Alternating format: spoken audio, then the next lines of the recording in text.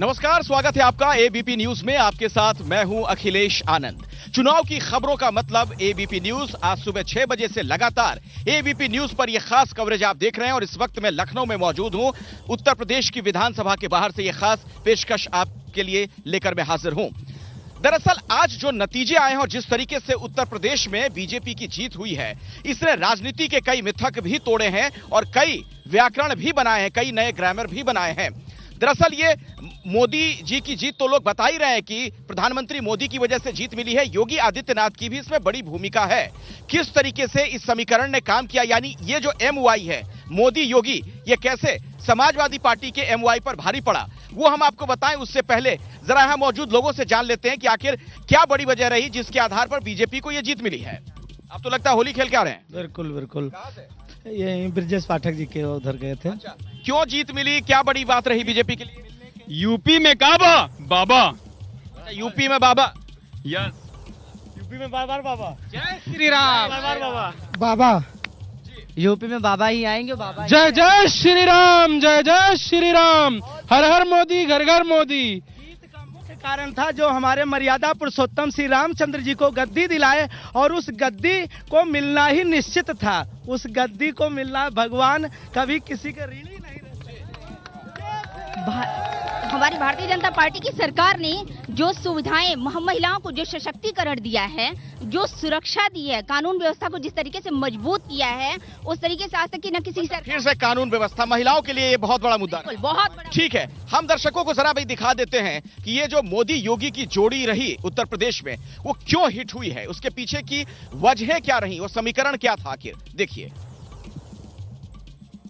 5 साल का कार्यकाल पूरा करने वाले किसी मुख्यमंत्री के दोबारा चुने जाने का ये पहला उदाहरण है।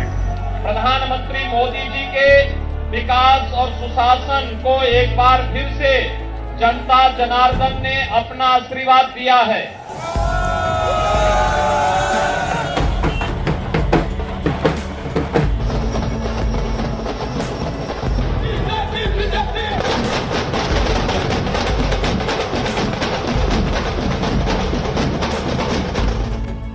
मोदी और योगी यूपी के लिए जोड़ी सुपर हिट है। मोदी योगी ने मिलकर रच दिया इतिहास। योगी का नेतृत्व, मोदी का मंत्र विकास, इस जोड़ी ने बना दिया 10 मार्च के दिन को बीजेपी के लिए खास।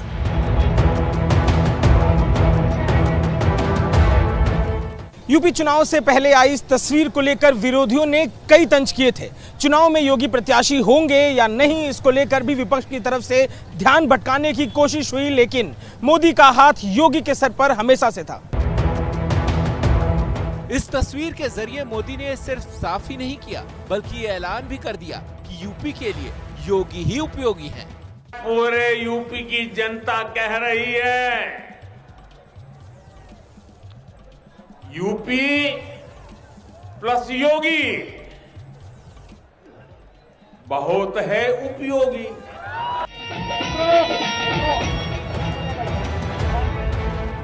2022 का यूपी चुनाव दरअसल योगी आदित्यनाथ की अग्नि परीक्षा तो थी ही, साथ ही ये इम्तिहान पीएम मोदी का भी था। यूपी में 5 साल की सरकार के बाद नाराजगी का फैक्टर विपक्ष के हाथ में था, तो किसान आंदोलन, बेरोजगारी और महंगाई जैसे मुद्दे भी विपक्ष ने जोर शोर से उठाए। लेकिन बीजेपी पर उठ रहे हर सवाल का जवाब पीएम मोदी ने डबल इंजन के विकास के मॉडल को सामने रखकर दिया। ये एक्सप्रेसवे यूपी के विकास का एक्सप्रेसवे है। हमने 5 साल से पहले करके दिखाया। ये तो डबल इंजन की सरकार है। पूरे चुनाव भर बड़े बड़े विश्लेषक ये दावा करते रहे कि किसान आंदोलन का असर बीजेपी को नुकसान पहुंचाएगा, लेकिन नतीजे आए तो सारे दावे फुस साबित हुए। दरअसल पश्चिमी यूपी में अपना किला बचाने के लिए योगी मैदान में उतर गए। योगी का चेहरा और बेहतर हुई कानून व्यवस्था की बात वो जनता तक पहुंचाने में कामयाब रहे। बेटियां स्कूल नहीं जा पाती थी, महिलाएं घर के बाहर नहीं निकल सकती थी। पिछले 5 वर्ष में आप लोगों ने प्रदेश के अंदर कहीं दंगा नाम की कोई बात सुनी है क्या? प्रदेश के अंदर ये सुना है कि किसी बेटी को या किसी बहन को कोई दरिंदा जबरन उठा करके लेके चला जाए? योगी ने पश्चिम का किला बचाया तो पीएम मोदी ने पूर्वांचल के गढ़ में अपनी पूरी ताकत झोंक दी। वाराणसी में आखिरी 3 दिन पीएम ने रोड शो और रैलियां की। बनारस में चाय की दुकान पर पीएम मोदी का यूं बैठ जाना, चाय पीना सिर्फ प्रतीक भर नहीं रहा, बल्कि ऐसे प्रतीकों से पीएम मोदी बड़े बड़े चुनावी युद्ध जीत जाते हैं।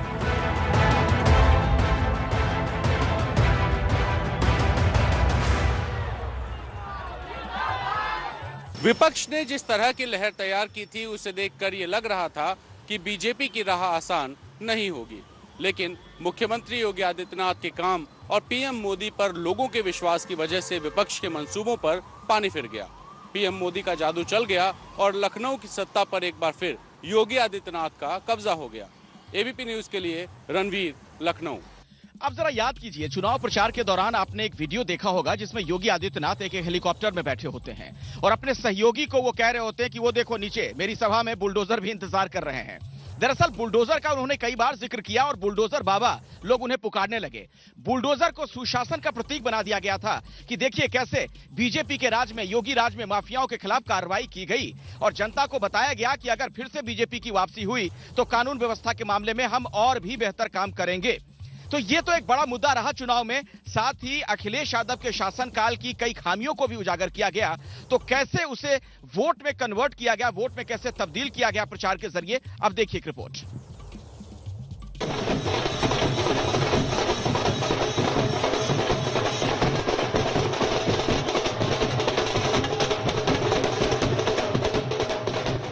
जश्न शानदार है क्योंकि जीत जानदार है।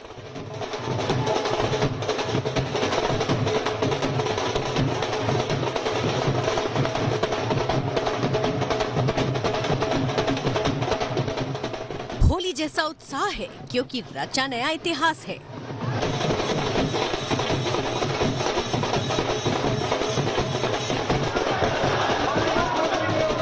यूपी अब योगी के राज तिलक की तैयारी कर रहा है और जश्न है कि रुकने का नाम नहीं ले रहा, क्योंकि यूपी में योगी की ये जीत उनकी जिद, हौसले और उनके यकीन की है, जिसका ऐलान योगी नतीजों से पहले ही कर रहे थे, वो भी अपने मुद्दों के पैकेट के साथ।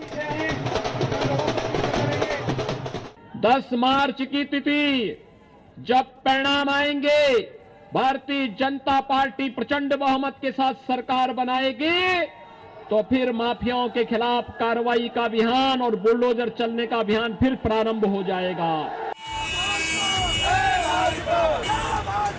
बुलडोजर यूपी के चुनाव में इस तरह छाया रहा कि आज जीत के जश्न में भी बीजेपी बुलडोजर को जगह देना नहीं भूली।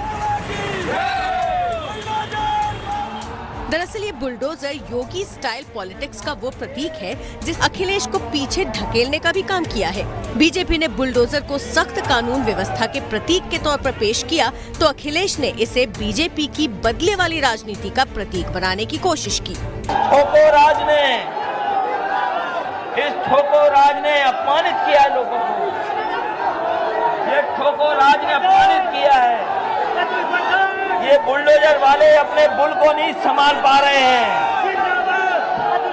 ये बुलडोजर वाले अपने बुल को नहीं संभाल पा रहे हैं। हमारे पास एक यंत्र है, वह हाईवे भी बनाता है और माफियाओं को भी कायदे से लेकर के चलता है,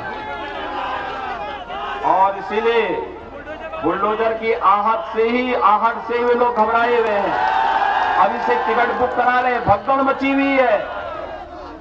भागने की फिराक में, जिसके पास साधन है वह इंग्लैंड भाग रहा है, जिसके पास साधन नहीं है वह नेपाल भागने की फिराक में, लेकिन नेपाल जाने नहीं देंगे।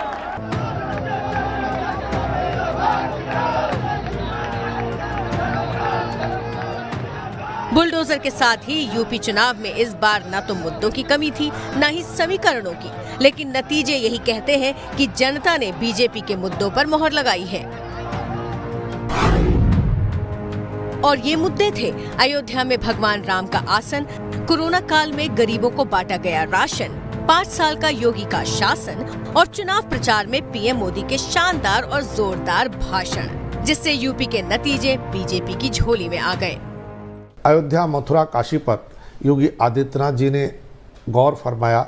मथुरा भी बहुत बार गए। एक तरफ केंद्र सरकार की योजनाएं, जिन योजनाओं की डिलीवरी लोगों को डायरेक्ट हुई, माफिया के खिलाफ अभियान ने भी लोगों के दिमाग में जगह बनाई। इसको लेकर के उन्होंने जो ब्रांड अपना बनाया था, और वो जब मोदी ब्रांड के साथ मिला तो उसका मल्टीपल इफेक्ट हुआ। नतीजों के मुताबिक यूपी में बहुत से मुद्दों की धार तेज रही, लेकिन कुछ फैक्टर ऐसे थे जिसके कारण विरोधी योगी के रास्ते में ब्रेकर नहीं बना पाए।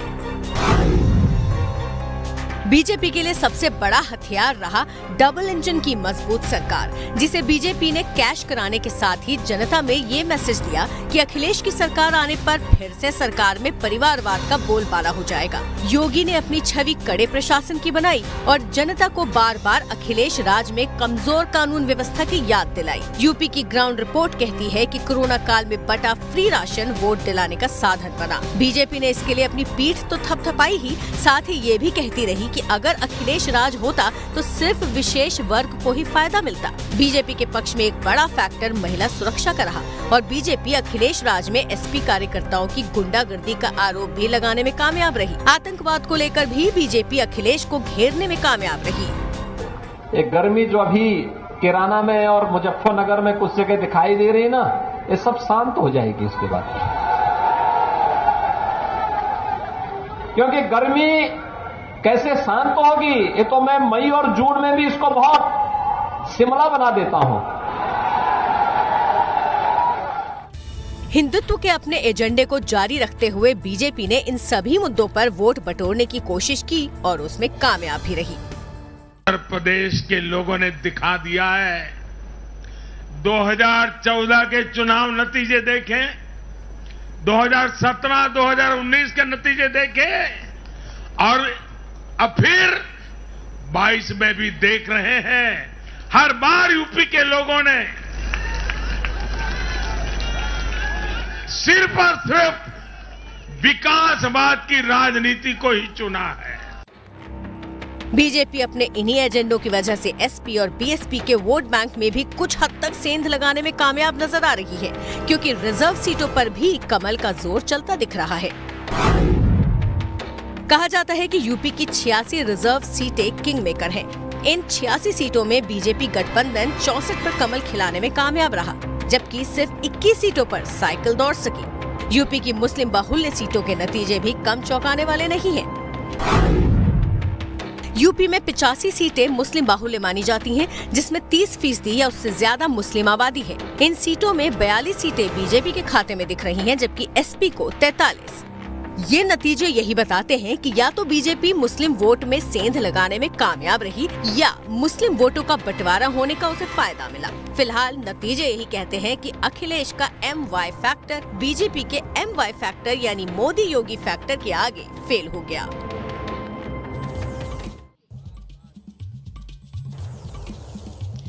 दरअसल उत्तर प्रदेश में भारतीय जनता पार्टी को जो ये जीत मिली है, इसमें भविष्य के लिए भी कई संकेत छिपे हुए हैं। लेकिन भविष्य की राजनीति के लिहाज से एक बड़ा फेरबदल आज भारतीय राजनीति में देखने को मिला है, और वो पंजाब में देखने को मिला। जिस तरीके से आम आदमी पार्टी की वहां पर प्रचंड जीत हुई है, उसका क्या मतलब है, उसका क्या अर्थ है, और भविष्य की राजनीति के लिहाज से वो क्या कहता है, एक रिपोर्ट आपको दिखाते हैं। भारत माता की, भारत माता की, इनकलाब, इनकलाब, वंदे वंदे। पंजाब वाले हो तो सी कमाल कर देता। वाकई पंजाब में जो हुआ वो किसी कमाल से कम नहीं। पंजाब के इतिहास में अब तक कोई पार्टी ऐसा नहीं कर पाई जो आम आदमी पार्टी ने कर दिखाया। सिर्फ 10 साल पहले जो पार्टी अस्तित्व में आई, उसने 2 ऐसी पार्टियों को धूल चटा दी जो 100 साल पहले बनी थी और दशकों तक बारी बारी से सत्ता पर कब्जा जमाए रही। आम आदमी पार्टी की झाड़ू ने एक ही झटके में सबका सफाया कर दिया। हमने तो पंजाबियों को झाड़ू चलाने के लिए कहा था, पंजाबियों ने वैक्यूम क्लीनर चला दिया और साफ ही कर दिया। आज आप देख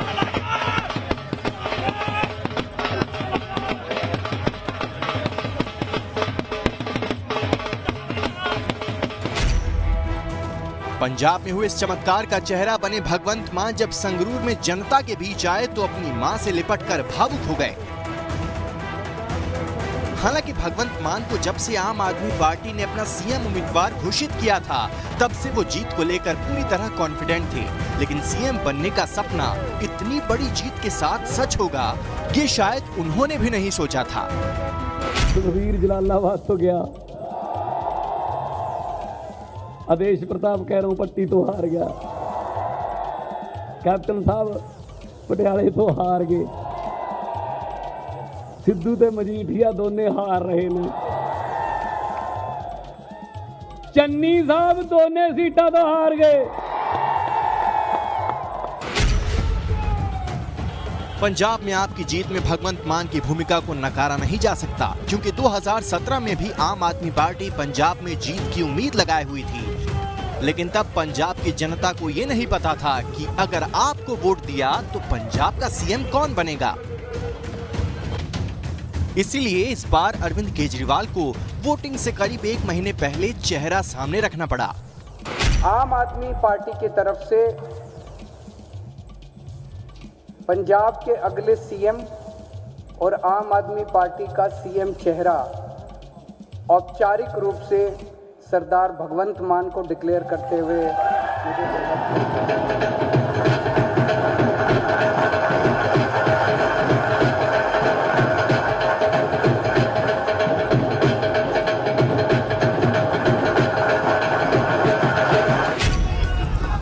और इसके बाद से भगवंत मान और अरविंद केजरीवाल की जोड़ी पंजाब फतह के लिए निकल पड़ी। भगवंत मान ने 300 से ज्यादा रैलियां की, अरविंद केजरीवाल भी पूरे जी जान से लगे रहे और भ्रष्टाचार के मुद्दे पर कांग्रेस और अकाली दल पर तीखे हमले करते रहे। वो शोले पिक्चर में डायलॉग है ना, जब 100 मील तक बच्चा भ्रष्टाचार करता है तो माँ कहती है बेटा सो जा नहीं तो केजरीवाल आ जाएगा। तो एक तरफ भ्रष्टाचार पर चोट, दूसरी तरफ दिल्ली मॉडल का ढोल पीटकर अरविंद केजरीवाल ने पंजाब की लड़ाई को दिलचस्प बना दिया। प्रधानमंत्री मोदी की तरह उन्होंने अपने ऊपर होने वाले हर हमले को विरोधियों के खिलाफ हथियार बना लिया। वो चन्नी साहब मेरे को कहते हैं मैं काला हूँ, मेरे कपड़े खराब हैं, राहुल गांधी कहते हैं मैं आतंकवादी हूँ। पंजाब की जनता 20 तारीख को तय कर लेगी कि कौन आतंकवादी है, कौन काला है, किसके कपड़े है जनता को पसंद है, किसके कपड़े शायद मैं दुनिया का सबसे स्वीट आतंकवादी होऊंगा जो लोगों के लिए अस्पताल बनवाता है, लोगों के लिए स्कूल बनवाता है, बुजुर्गों को तीर्थ यात्रा पे भेजता है। अरविंद केजरीवाल अपने इसी अंदाज के कारण चुनावी चक्रव्यूह के नए चाणक्य बनते नजर आ रहे हैं। श्री अरविंद केजरीवाल जी पहले उन्होंने दिल्ली में 15 साल तक राज करने वाली शीला दीक्षित को मात देकर चौंकाया। अब पंजाब में कांग्रेस और अकाली दल को उखाड़कर केजरीवाल और उनकी पार्टी विपक्ष की खाली हुई जगह पर अपनी मजबूत दावेदारी ठोकती नजर आ रही है। आज जो पंजाब के नतीजे आए हैं ये एक बहुत बड़ा इनकलाब है। पंजाब के नतीजे बहुत बड़ा इनकलाब है। बड़ी बड़ी कुर्सियां हिल गई हैं आज पंजाब के अंदर। सुखबीर सिंह बादल हार गए, कैप्टन साहब हार गए, चन्नी साहब हार गए, प्रकाश सिंह बादल साहब हार गए, नवजोत सिंह सिद्धू हार गए, विक्रम सिंह मजीठिया हार गए। पंजाब के लोगों ने कमाल कर दिया दोस्तों। उत्तर प्रदेश विधानसभा के बाहर से इस खास कवरेज में फिलहाल इतना ही, लेकिन आपको हम याद दिला दें कि दरअसल जिन विधानसभा चुनाव के नतीजे आए हैं यह सेमीफाइनल मुकाबला है। फाइनल मुकाबला 2024 में होगा जब लोकसभा के चुनाव होंगे।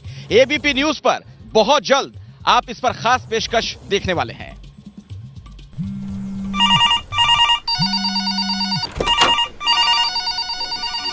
सर आपसे बात करनी है। हेलो सर जी, बहुत मेहनत की सब लोगों ने। हाँ चलिए, फाइनली चुनाव खत्म तो हुए। तो फिर थकान मिटाने के लिए कहाँ जा रहे हैं आप छुट्टी पे? छुट्टी पर? ये तो बस सेमीफाइनल की पारी थी, अब फाइनल की बारी है।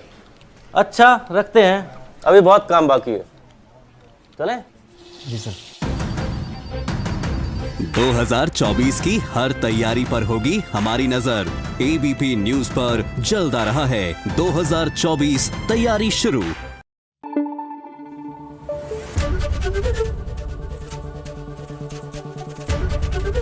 एबीपी न्यूज आपको रखे आगे।